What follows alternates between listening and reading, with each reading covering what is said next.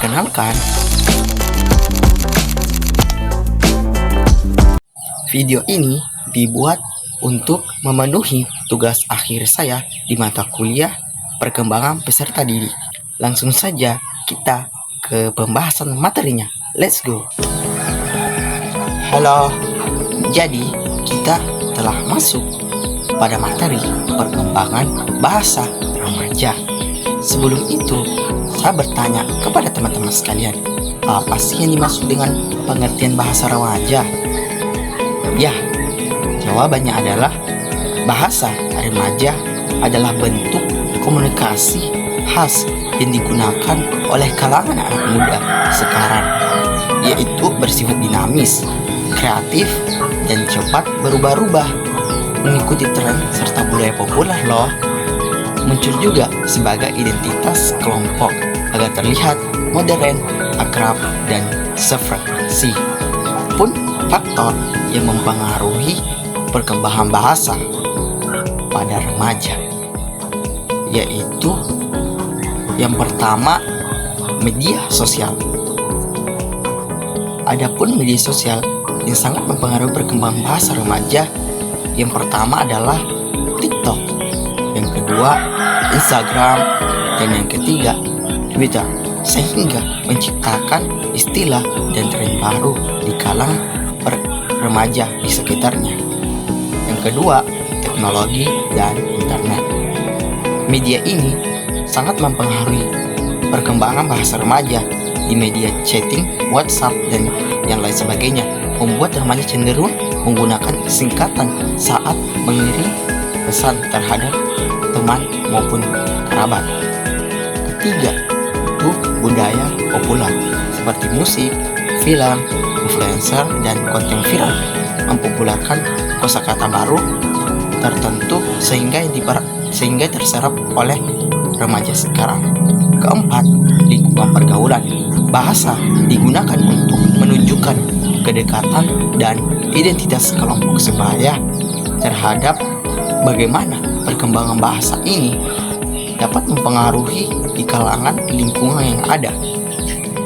Dan adapun ciri-ciri bahasa remaja, yaitu banyak menggunakan singkatan OTW yang artinya segera menuju, BTW, LOL, dan BRB.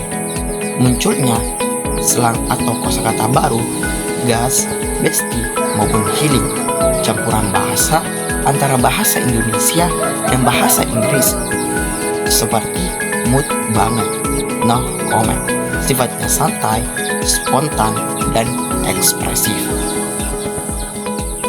Lebih menekankan kecepatan komunikasi daripada struktur baku. Adapun contoh istilah yang digunakan bahasa remaja pada saat ini yaitu gas, ayo lanjut, besti, sahabat dekat, no debat, sudah pasti benar, healing, liburan atau melepas, kan penat dan capek, crime, memalukan, dan yang terakhir, flexing atau pamer. Dan pada perkembangan bahasa remaja ini juga memiliki dampak positif dan negatif. Apa saja dampak positifnya? Yaitu menunjukkan kreativitas berbahasa, memperkuat kekerabatan dalam kelompok sebaya, dan yang terakhir menghasilkan kosakata baru yang kadang masuk ke bahasa umum. Dan dampak negatifnya apa saja sih?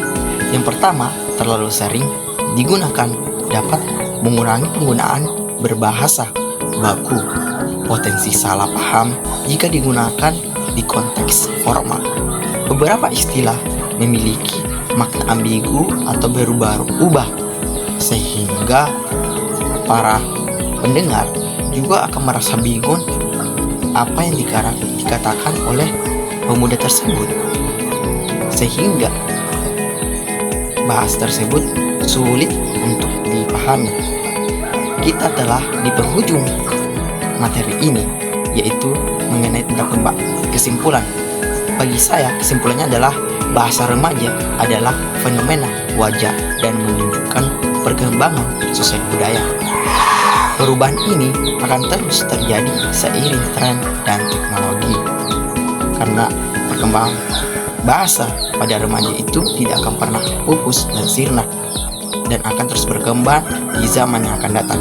Remaja perlu menggunakan bahasa sesuai konteks agar tetap komunikatif, baik dalam situasi santai maupun formal.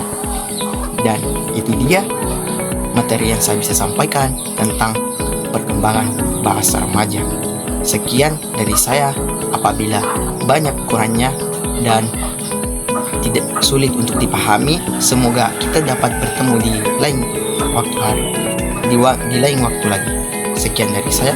Wabillahi taufiq wal hidayah, waridho wal inayah. Wassalamualaikum warahmatullahi wabarakatuh.